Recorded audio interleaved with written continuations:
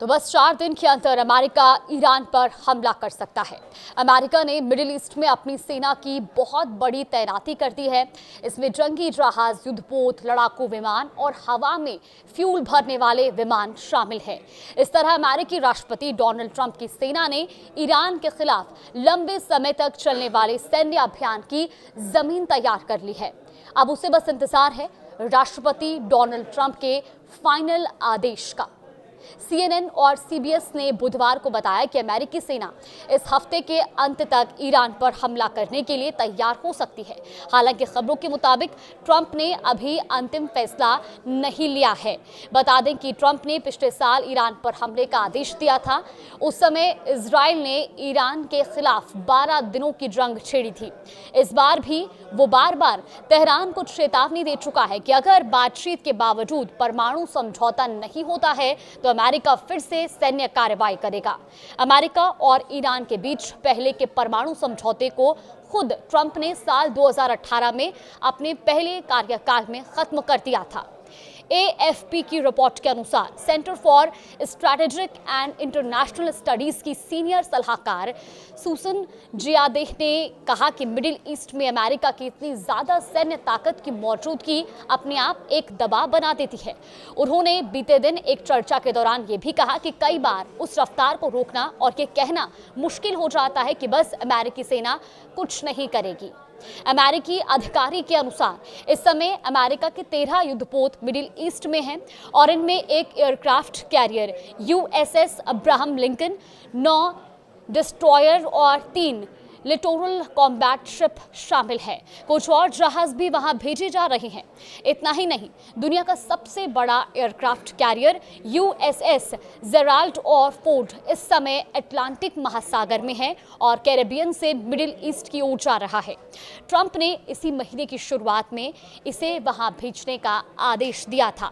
इसके साथ 3 डिस्ट्रॉयर भी हैं। तो मिडिल ईस्ट में एक साथ 2 अमेरिकी एयरक्राफ्ट कैरियर होना बहुत ही कम देखा जाता है और इन जहाज़ों पर दर्जनों लड़ाकू विमान होते हैं और हजारों नाविक भी तैनात रहते हैं। पिछले साल जून में भी अमेरिका ने 2 ऐसे बड़े युद्धपोत इस इलाके में तैनात किए थे जब उसने इजराइल के 12 दिन के हमलों के दौरान ईरान के 3 परमाणु ठिकानों को निशाना बनाया था। ओपन सोर्स से मिले जानकारी के मुताबिक flight tracking website flight radar 24 के अनुसार अमेरिका ने बड़ी संख्या में फाइटर जेट्स भी मिडिल ईस्ट में भेजे हैं। इनमें F-22 Raptor stealth fighter jet और F-15, F-16 लड़ाकू विमान और KC-135 हवा में ईंधन भरने वाले विमान शामिल हैं, जो इन विमानों के लंबे ऑपरेशन के लिए जरूरी होते हैं। वहीं ट्रंप ने USS लिंकन को मिडिल ईस्ट में भेजने का आदेश भी उस वक्त दिया जब ईरान में प्रदर्शन हो रहे थे। ये प्रदर्शन शुरू तो आर्थिक संकट के कारण हुए, लेकिन बाद में इस्लामी सरकार के खिलाफ एक बड़े आंदोलन में तब्दील हो गए। 1979 की इस्लामी क्रांति के बाद सत्ता में आए धार्मिक नेतृत्व ने इन प्रदर्शनों को हिंसा से दबाया। सुप्रीम लीडर खामेनेई ने सत्ता बनाए रखी।